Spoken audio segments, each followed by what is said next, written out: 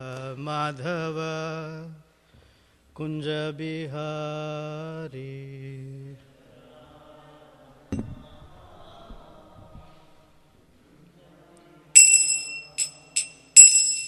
जय राधा माधव कुंज बिहारी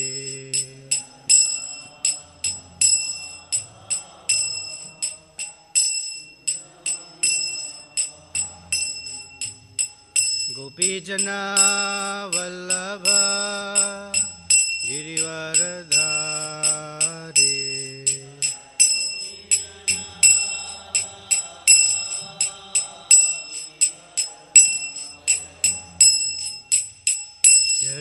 यशोदानंदन व्रज जनरंजन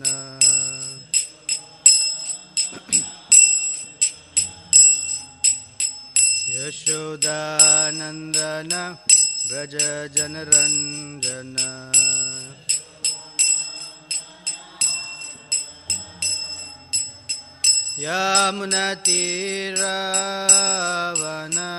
यमुनतीरावनचारी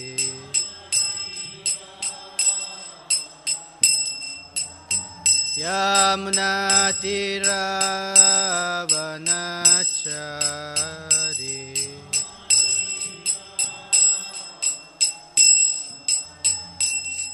जय राधा माधव कुंज बिहारी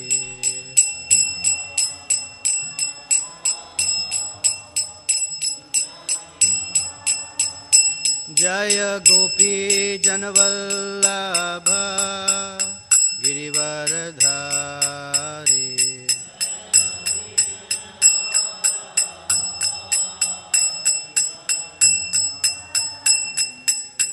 यशोदानंदन व्रज जनरंजन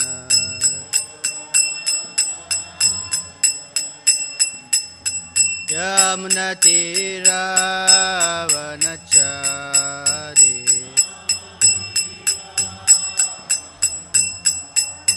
यमुनतीरावनचारी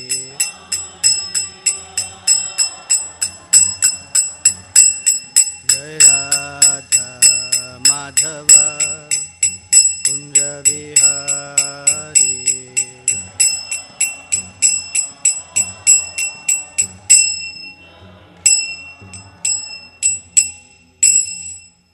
जय ओम Vishnupad Paramhans Parivrajakacharya Ashtottara Shata Sri Srimad his divine grace A C भक्ति वेदांत स्वामी शिल प्रभुपाद की जय। अनंत कोटि वैष्णव वृंद की जय। ग्रंथराज श्रीमद् भागवतम की जय। All glories to the assembled devotees. All glories to the assembled devotees. All glories to Sri Sri Guru and Gauranga. Om Namo Bhagavate Vasudevaya. Om Namo Bhagavate Vasudevaya. Om Namo Bhagavate Vasudevaya.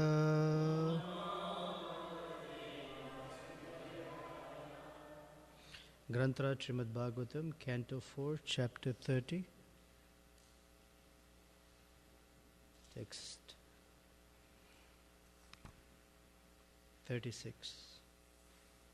Yatra Narayana Sakshat Bhagavan Nyasinam Gatihi Samstuyate Satkathasu Mukta Sangai Punah Punaha. Yatra Narayana Sakshat Bhagavan Nyasinam Gatihi Samstuyate Satkathasu Mukta Sangai Punah Punaha. Yatra Narayana Sakshat Bhagavan Nyasinam Gatihi Samstuyate Tat सत्कथासु मुक्तसङ्गैः पुनः पुनः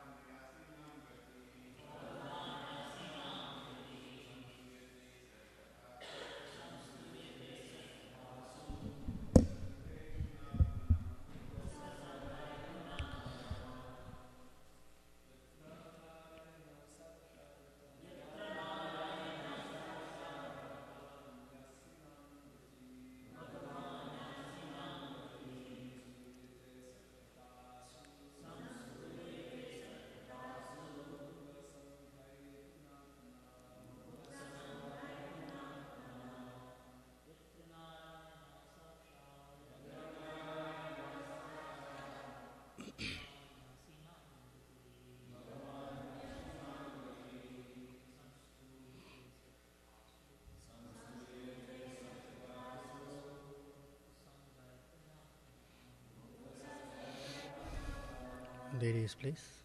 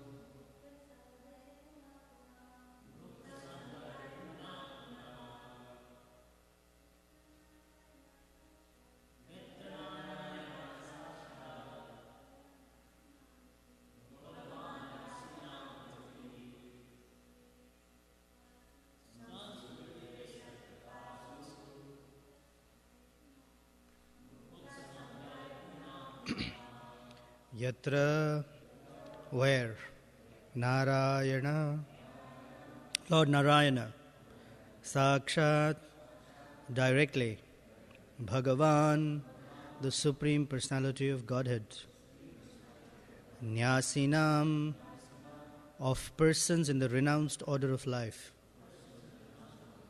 Gatihi, the ultimate goal, Samstuyate, is worshipped, Satkathasu, by discussing the transcendental vibration,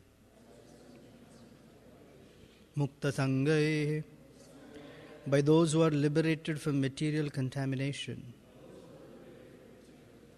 Punaha Punaha, again and again. Translation and purport by Srila Prabhupada Ki Jai. The Supreme Lord Narayana is present among devotees who are engaged in hearing and chanting the holy name of the Supreme Personality of Godhead. Lord Narayana is the ultimate goal of sannyasis, those in the renounced order of life. And Narayana is worshipped through this Sankirtan movement by those who are liberated from material contamination. Indeed, they recite the holy name again and again. Purport. The Mayavadi sannyasis are missing the real presence of Narayana. This is because they falsely claim to be Narayana himself. According to the customary etiquette of Mayavadi sannyasis, they address one another as Narayana. To say that everyone is a temple of Narayana is correct, but to accept another human being as Narayana is a great offense. The conception of Daridra Narayana, poor Narayana, is an attempt to identify the poor with Narayana. An attempt to identify the poor with Narayana is also a great offense. Even to identify Narayana with demigods like Lord Brahma and Lord Shiva is an offense. Yastu Narayanam Devam Brahma Rudradi Devatah Samatvenaiva Viksheta Sapashandi Bhaved Dhruvam. One who considers Lord Narayana on a level with great demigods like Lord Brahma and Lord Shiva is immediately listed among non-believers. The fact is that by performing Sankirtan Yajna, one can immediately please the Supreme Personality of Godhead. Then Narayana himself descends and immediately is present. In this age of Kali, Narayana is immediately present in the form of Lord Chaitanya. Concerning Lord Chaitanya, Srimad Bhagavatam, Canto 11, Chapter 5, Text 32 states, Krishna Varanam Tvisha Krishnam Sango Pangastra Parshadam Yagnai Sankirtana Prayar Yajanti Sumedhasaha. In the age of Kali, intelligent persons perform congregational chanting to worship the incarnation of Godhead, who constantly sings the name of Krishna. Although his complexion is not blackish, he is Krishna himself. He is accompanied by his associates, servants, weapons, and confidential companions. After all, human life is meant for pleasing Narayana, and this can easily be done by performing Sankirtan Yajna. Whenever there is congregational chanting of the holy names of the Lord, Gaura Narayana, the Supreme Personality of Godhead in his incarnation as Lord Chaitanya, immediately appears and is worshipped by Sankirtana Yajna.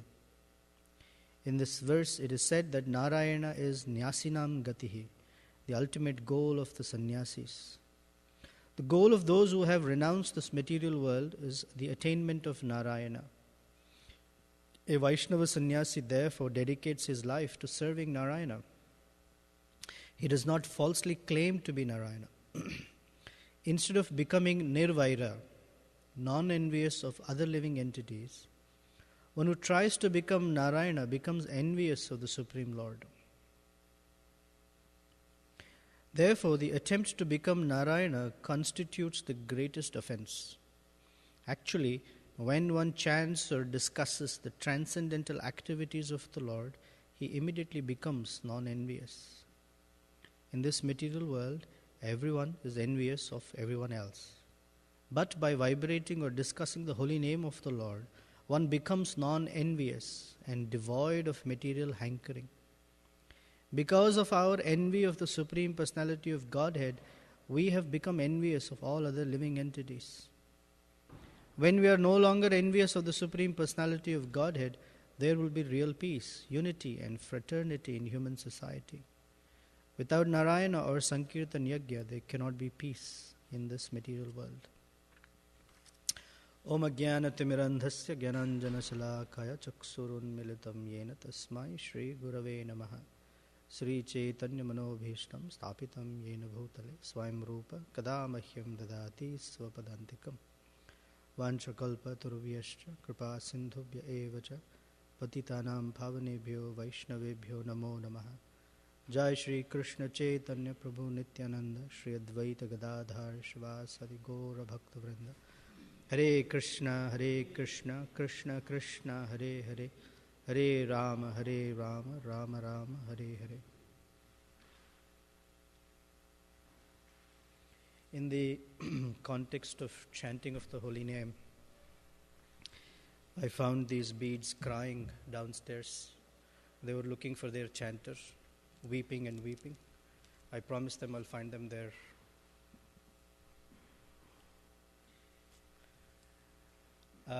It's a little cold, isn't it?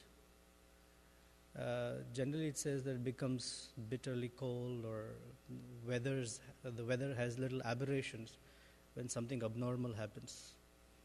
Or Prabhus are here, which is quite abnormal. Right? You're not well? Kidding, I'm joking. How can I not joke when Ankit is here? Okay.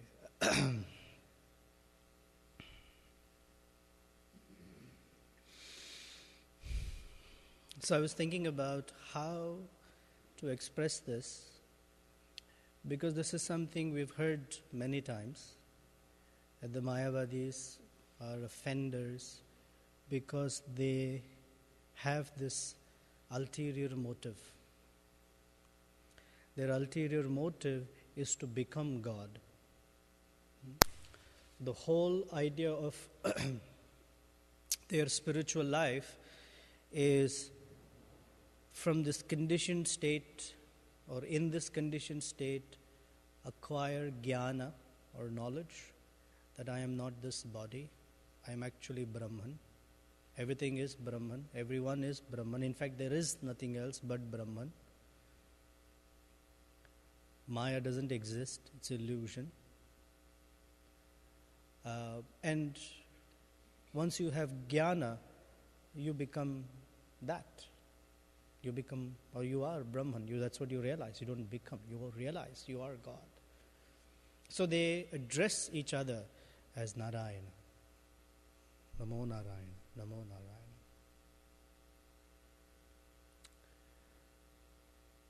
So Prabhupada is bringing our attention to that that's an offense. That's a serious offense. Not only is it an offense to make a human being God, or that a human being becomes God, that idea is ridiculous or offensive. He says to even compare the Supreme Lord Narayana to the greatest of personalities within the universe, such as Lord Brahma or Lord Shiva, even that is an offense. That means the category that the Supreme Lord belongs to is so unique and different that there isn't another category of that kind. In the Bhagavad Gita chapter 15, Krishna says, Dvavimau purushau loke, ksharas chakshara evacha, ksharas sarvani bhutani, kutastho kshara uchyate. That there are two categories of persons. Those who are kshara, those who fall into the material realm, and akshara, those who don't fall. And those who don't fall are called kutastha. They're situated in that position. And then he says, Uttamaha purushastu anyaha. Then there is a third personality, Anya. And he is Uttama, he is transcendental. Paramatme tuja udahurtaha. But he is called, or he is known as Paramatma. So the great demigods may be in the position of Akshara. That they may not fall, or they're very much in their position of understanding. Although they're mixed devotees, you get the idea. But there is the common jivas, and there is the great personalities. But Lord Narayana is not even in that. Lord Narayana is not even a great person. He is the Supreme Personality of Godhead. Cannot be compared to anyone. So Mayavada, like the whole idea, the goal of Mayavada is not something that is tasteful. Put in very simple language, imagine praying to someone so that when the right time comes, that someone is removed from picture and we put ourselves there. But it doesn't make any sense. I'm praying to God so that I become God. Wow. So I was thinking to discuss a little bit in that context of how impersonalism might be there in the hearts of young spiritual aspirants like us, and to recognize that and to get rid of that would be important. For example, some people have an aspiration to become a guru. So they take training under a guru with the idea one day I will be a guru. One day everyone will worship me.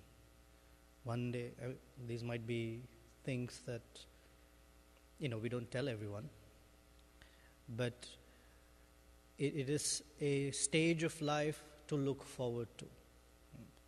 And the justification for that is Lord Chaitanya's order. Hamar agya hai guru. You take my order to become guru. Yeah, see, Lord Chaitanya has ordered. It's a different thing that Lord Chaitanya has also said, Trinadapi Sunichina, but that's, later. But Amar Agya hai, I should become Guru. So while serving Guru, one thinks, one day, I will also be there. This is the similar idea. So it's not that we have to aspire to become Guru, that status, that others will worship us. That's not right. That particular service is a service. When the community of Vaishnavas request, when one particularly is inspired by their spiritual master and Krishna in a very unique sort of way, then that service may be taken up. But it's not an aspiration. When Srila Narottam Das Thakur approached Lokanath Goswami, please accept me as your disciple, Lokanath Goswami refused. Said, no, I'm not qualified to be your guru, sorry. So Narottam Das Thakur begged again and again and again, and each time Lokanath Goswami said, no, I'm not qualified. I cannot accept you. Then, long story short, in Lokanath Goswami's dream, Lord Chaitanya appeared and said, why are you denying him initiation? You must accept him, because this is my order. This is my very specific instruction to you, to please accept him. On that order, he accepted Narottam Das Thakur as his disciple. It was not that Rupa and Sanatan Goswamis sat at Dashashwamedha Ghat thinking, oh, Lord Chaitanya is teaching me all this because I'm going to be the next Acharya later. It's not like that. In fact, they felt themselves so completely unqualified, yet empowered to do something like that. In the Mayavada line, they worship 5 entities: Lord Narayana, Ganesha, Surya, Lakshmi, and Lord Shiva, I think, the 5. And the whole idea is they have a little murti of either their guru or Lord Narayana. I don't know, I've not been initiated, so I don't know the specifics, but from what Prabhupada has taught us. And when they graduate, when they're supposed to have become jnanis, they take the murti of Guru and Narayana and dismiss into water. Because now I don't need the form of Narayana. Now I don't need this because I am Narayana. This is not proper. Because the whole idea is that the form of Narayana, anything that has form is material. And I have realized that I am beyond form, I am beyond matter, and I am now that spirit soul, that Brahman, the all-pervasive, universal consciousness, the ultimate truth, etc. Whatever terms they may want to use. There are some old terms and there are some very new terms, but they're all the same. So that in itself, Prabhupada said, is very offensive. In other historical context, actually we have a couple of stories, right? We did this drama during Janmashtami. There is King Ugrasena, correct? It was King Ugrasena, right? Yeah. King Ugrasena, he had a son, Kamsa. He took care of his son very nicely, educated him, trained him. And what did he do? He walked into the courtroom and usurped the throne and put his father in jail. It was just like that. I want to be king now. So you go, get out of this place. Very similar here. I want to be in that position. And this Prabhu, not Prabhu, this fellow, who built the Taj Mahal, his name is Emperor Shah Jahan. And he had a son, Aurangzeb. And he turned out to be rascal number one. Because Shah Jahan was, when Aurangzeb grew up, he arrested Shah Jahan, put him in jail for the rest of his life, and he became emperor. Not qualified, but became emperor, thinking now I am in this supreme position. And he was the one who asked for all the temples in Vrindavan to be demolished. He did not like that when he gazed out of his window, he did not like the view, the skyline with Radha Madan Mohan, Radha Govinda Dev temple. He said, it spoils my view. I don't like it. Break it down. So they came to break down Radha Govinda temple, Radha Madan Mohan temple, etc. So usurping that position is very this is what Prabhupada is talking about, that Mayavadis think Narayana, we become Narayana. We don't become Narayana, we will never be Narayana, but never is possible. However, that very same Lord Narayana comes among us, appears among us by a very simple method, by chanting his names. Satkathasu. Satkathasu is by discussion about Krishna, by chanting his name, like yesterday's discussion, by making an environment where Krishna is the center of our interactions, where Krishna is the center of our service, individual and combined. Then the Lord is very eager to appear. So this word is used, samstuyate. Stuti means to worship by recitation. Because there are so many stutis that we offer. We offer this prayer, that prayer. Brahma Samhita, for example, is a stuti. Different prayers that we offer, they're called stutis. Samstuyate means everything that comes from the mouth is nothing but glorification of Krishna. Glorification of devotees, glorification of bhakti, etc. That means that the power of speech is completely samyak rupena. Is used, samyak rupena means completely, used in the glorification of Krishna. Samstuyate, satkathasu. Mukta sangai punah punah, and it's done again and again. Every day, regularly, constantly. Punah punah, again and again.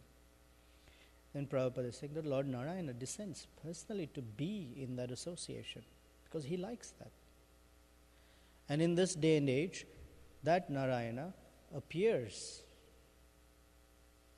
as Lord Chaitanya.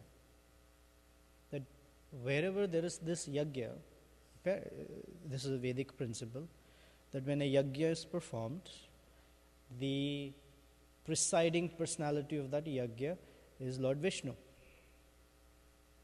And all of the offerings in that yajna are offered into this blazing fire, which is considered to be the tongue or mouth of Vishnu, and Lord Vishnu personally accepts them.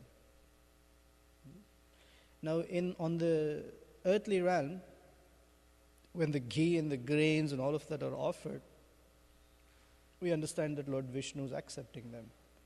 In the higher planets, this is the Maharloka, I think, where they perform yajnas. Yeah. In Maharloka, the Supreme Lord personally appears with his hands, with his palms, like this. And the persons who are performing the yajna actually hand it to him. He appears from the fire to accept it like so they all can get to see the form of the Lord. The yajna for this day and age, for this condition of our existence, is Harinam Sankirtan. And in the Harinam Sankirtan Yajna, Lord Narayana appears as Lord Chaitanya to accept our offering of our chanting. I heard some devotees describe nicely, I don't know where it appears in the Bhagavatam, but that the tongue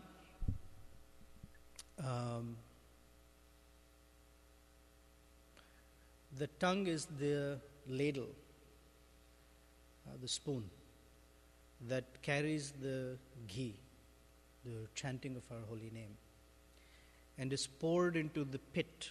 The yajna pit is the ear.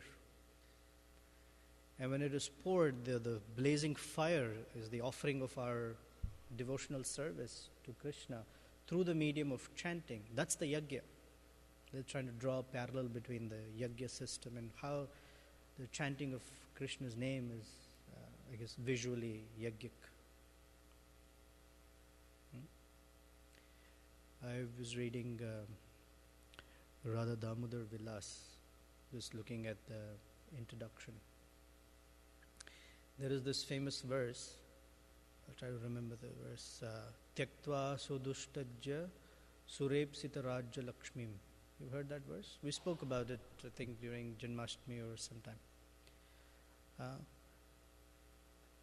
Here's the verse basically says, Tyaktva, having left, completely renounced, Surepsita Rajya Lakshmim. Sura Ipsita means even it desired by the great demigods.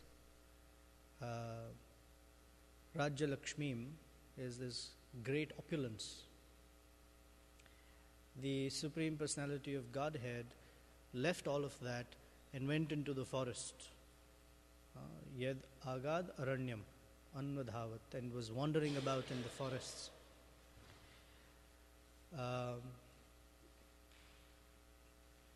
And Maya Mrugam, he is following or pursuing or in the company of animals that are enchanted by Maya.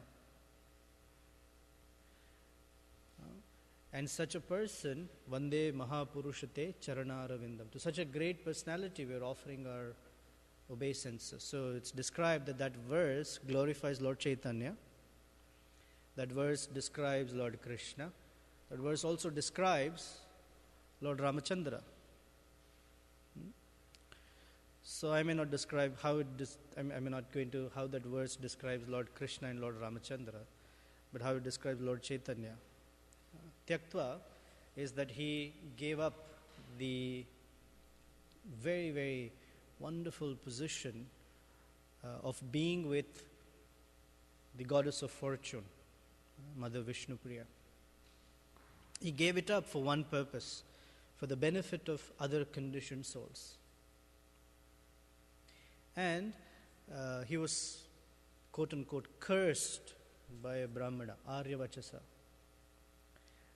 That the curse was that when that Brahmana was not allowed to be part of the very special inner circle of chanting, of Harinam Sankirtan that Lord Chaitanya was performing, this Brahmana had cursed, may you never have any material opulence. And Lord Chaitanya took that as a blessing. And so he gave up all opulences, became a sannyasi, and wandered around. Yad Agad Aranyam. And he entered the forests. So it's described that he entered the Jharikanda forest, which we talked about yesterday. He entered Vrindavan, which is also a forest. And Maya Mrugam. And he was pursuing the animals that were enchanted by Maya. So Lord Chaitanya particularly pursues the conditioned living entities. Generally, the method of bhakti is that the conditioned soul should pursue God. Please protect me. Please give me. In this case, God pursues the conditioned souls. Please take up devotional service. Even if you don't want it, you don't feel qualified, you didn't ever thought about it, here is Krishna's holy name. Here is prema. Take it, please. No, we don't want it. No, it doesn't matter. Don't have any resistance. Take it. This is the speciality that he is pursuing the foolish conditioned souls. Please take. Because I cannot tolerate you, not that I cannot tolerate you. I cannot tolerate seeing you suffering. Please take, please take. No, we don't want. Close the doors. Then Lord Chaitanya finds other ways and means to enter and give. Maya Mrgam. So Vande Mahapurushate Charanara. Mahapurusha. Such a person is really great. The greatness is that although the person is not interested, he take devices, ways and means by which they can benefit themselves. This is Lord Chaitanya's very special mercy. Of course, who am I to describe when I say this is very like an atomic description of his mercy, but he's merciful, extremely merciful, and can be very easily accessed when we chant Krishna's name, when we glorify Krishna together. So that's the Krishna Varanam Tvisha Krishnam verse. Krishna Varanam means of the category of Krishna. Same Varna. It also means glorifying Krishna, Varanam. Tvisha Akrishnam. Sometimes it's said that Krishna means dark and Akrishna means golden or bright. So Tvisha is bodily hue or his appearance is in golden form. And he appears, Sa means with, Anga, Upa-anga, Astra, Parshadam. With all his limbs, with all his devotees. Here Prabhupada writes, accompanied by his associates, servants, weapons, and confidential companions. And Yagnai Sankirtana Prayar, always, almost always. That's what he is doing, that he is engaging in the Sankirtan Yagya. And others who are really intelligent, Sumedasa, they also engage in the Sankirtan movement. He is accompanied by them. In the age of Kali, intelligent persons perform congregational chanting to worship the incarnation of Godhead. So the purpose of life is not to become Krishna, but to become a devotee of Krishna. Through the Sankirtan process. There are other processes. There is the yogic process, there is the jnana process, but that's not effective. First of all, jnana is not available. Books are available, but jnana is not available because there are no jnanis. People can write books, that's all right. But just because it's a book doesn't make a person jnani. And just because one has read a book, one doesn't become a jnani. One becomes a jnani by mercy. One does not become a jnani by study. Unless there is mercy, jnana cannot enter. Prakashante mahatmanaha. And for that there has to be mercy. So without mercy, knowledge doesn't descend. So the real mercy is, or the real knowledge is, to perform Sankirtan.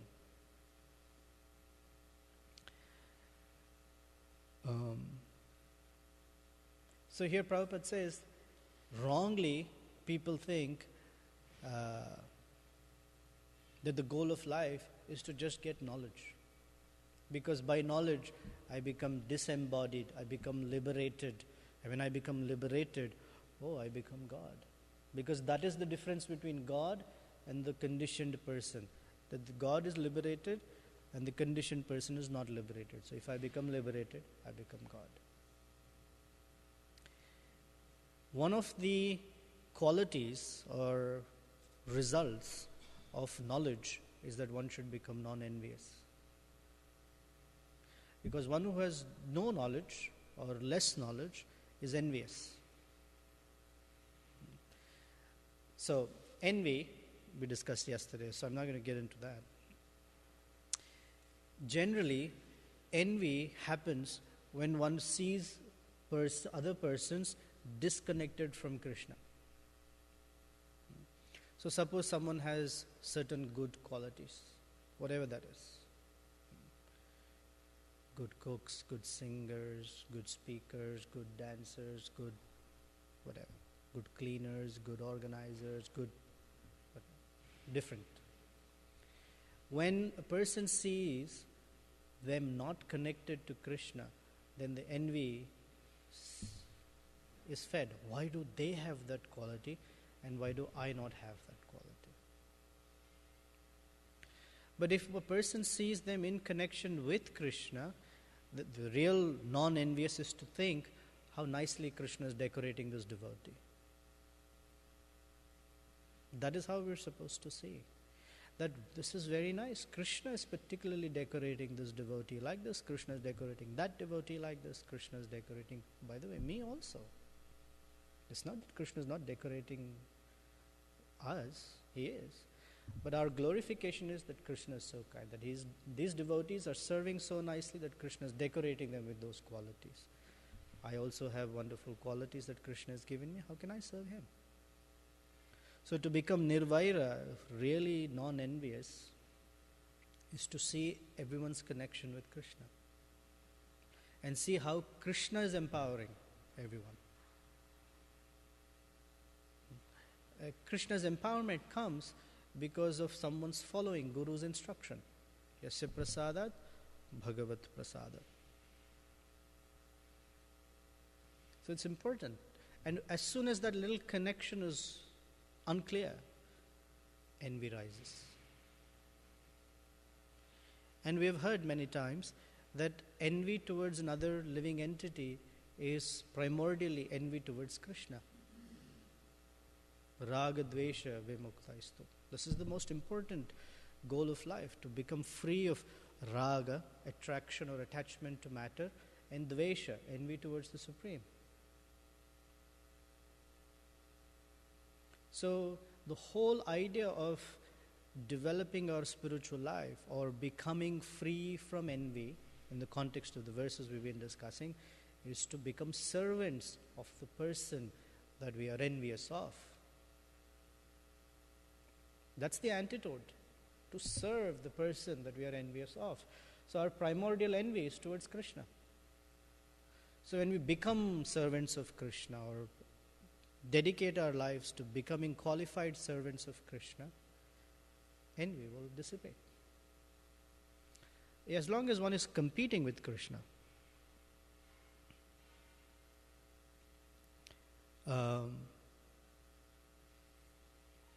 one cannot become free of envy. And that envy will remain. In fact, it will grow, it will manifest.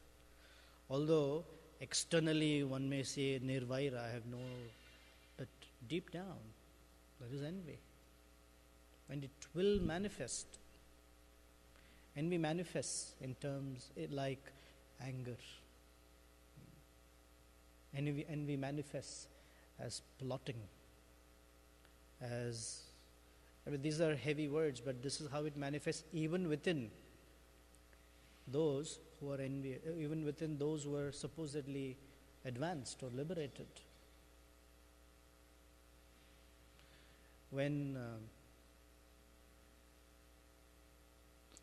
Srila Ishwara Puri was in his final stages, when Madhavendra Puri, when Srila Madhavendra Puri was in his final stages, he was being served by Srila Ishwara Puri and Sri Ramachandra Puri. Correct? Ramachandra Puri, right? And Ramachandra Puri, although practicing Vaishnavism, in his heart, like the layers inside, was impersonal. And he had the audacity, as is described, to instruct his guru when Srila Madhavendra Puri was in a particular type of meditation, of lamentation. Not the worldly lamentation, like, oh, I didn't get prasadam yesterday. Not like that lamentation. He was constantly repeating a particular verse of lamenting or feeling separation from Krishna. So he said to him, why are you lamenting like this? These are the final hours. You should think of Brahman. And so Madhavendra Puri became disgusted, chastised him and said, go away. I will enter hellish realm just by looking at you. Go away from here.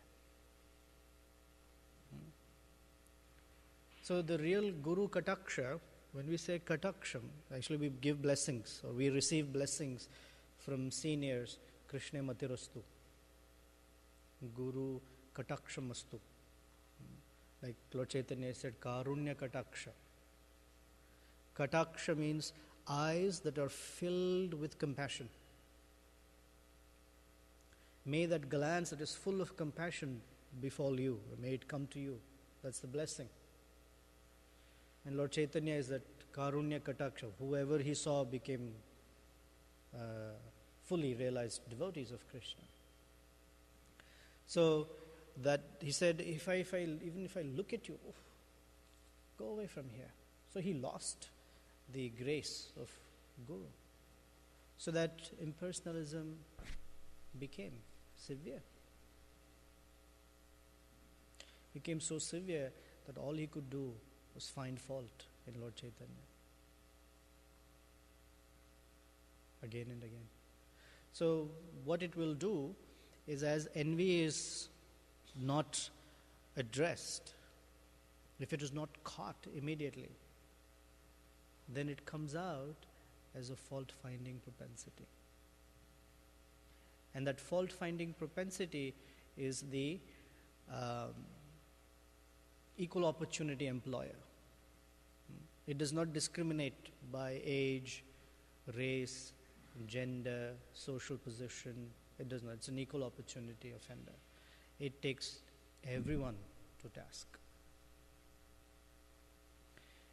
And one is so busy finding faults in others that one becomes less busy in cultivating one's own bhakti lata. In fact, by that fault finding, one completely dries up one's bhakti lata. Because somewhere that impersonalism was not addressed.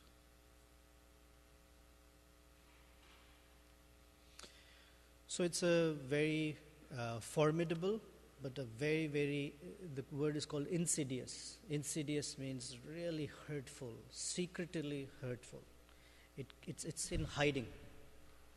Certain anarthas or indicators are obvious, but the fault finding, the envy is the insidious one. It sits there in a very odd sort of way, and it manifests like that, like fault finding, for example. So if it's addressed quickly and swiftly, cleanly, then one can aspire for safety in Krishna consciousness. Otherwise it will come. It will come later, some way or the other. It will come in a drastic manner. So the Prachetas are describing that when we perform Sankirtan, Mukta Sangai Punah Punaha, these great personalities, when they chant again and again, it is the way of removing that, becoming really non-envious and being blissful in serving Krishna. Okay, any comments or announcement or just question? Oh, question.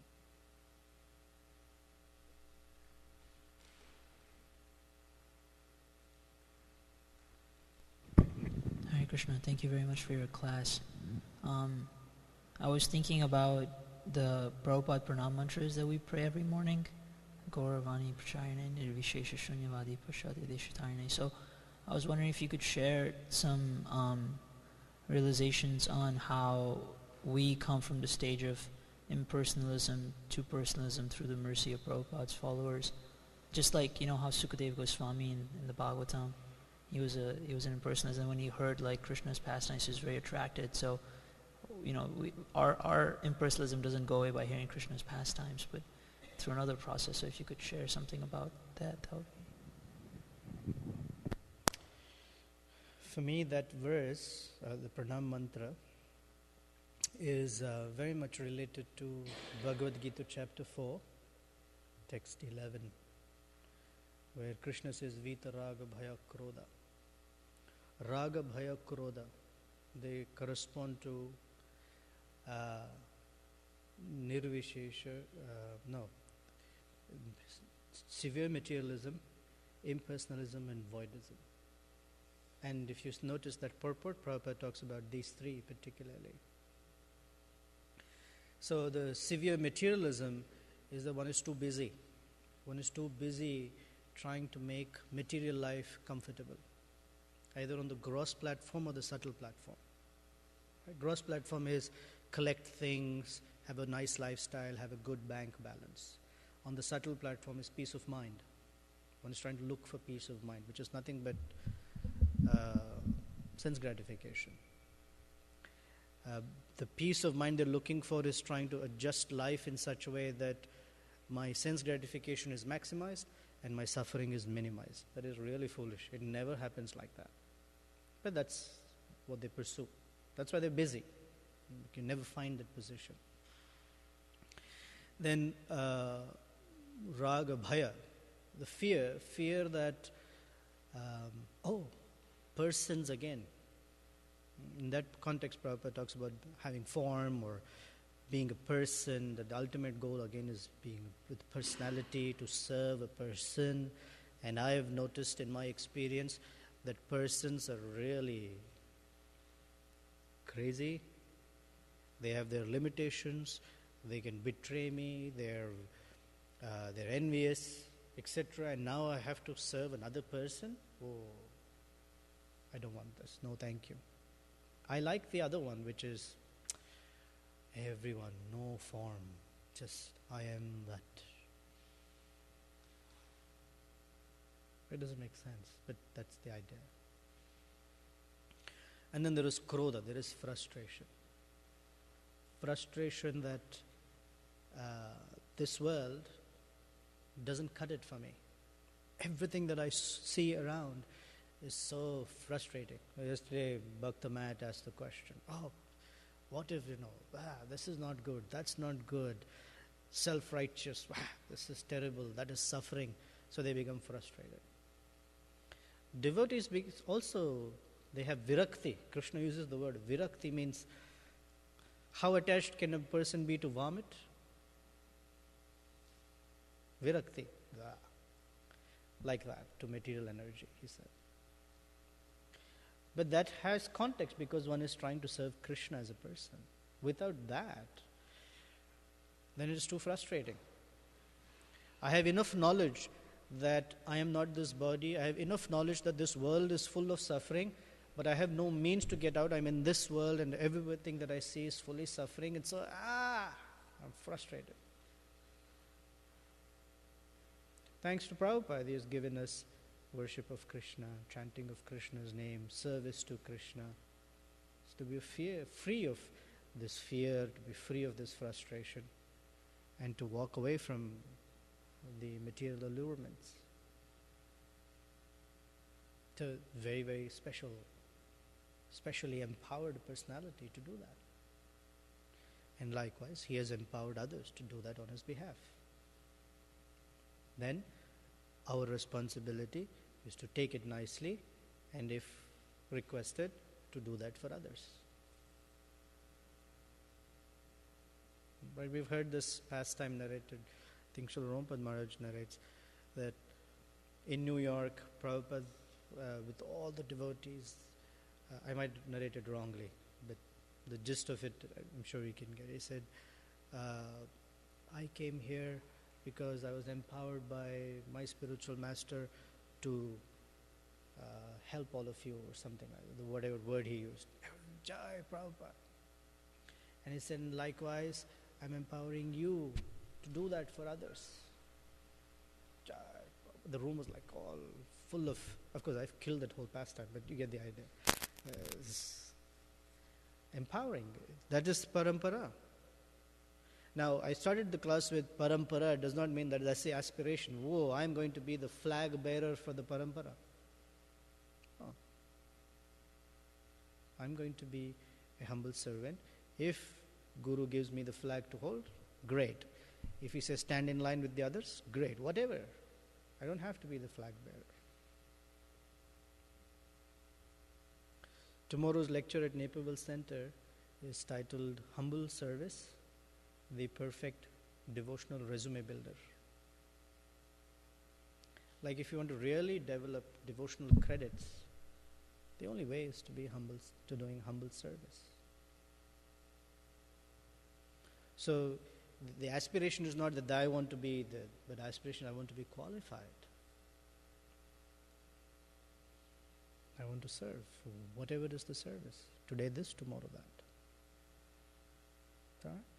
A little off topic I went a bit. Anything else? You have something? No? Okay. Huh? Quiet Saturday crowd. Thank you very much. Srila Prabhupada ki jai. Srimad Bhagavatam ki jai. Since we're talking of Harinam Sankirtan, Bhakta Himanshu has something to bring our attention to. And then we will go for the really blissful Ishtagoshti downstairs. Krishna, everyone. Unless it's raining, we'll probably leave at 2. Well, we should be leaving around 2:30 for Harinam Sankirtan. Where? So you're all welcome to come. Same place? Same location, yeah. Okay. The location is Fullerton and Lincoln, near the Fullerton Red Line stop. And we should be there around 3 o'clock. If you leave from the temple at 2:30. Hare Krishna. Let's officially welcome Bhakta Peter. Haribo!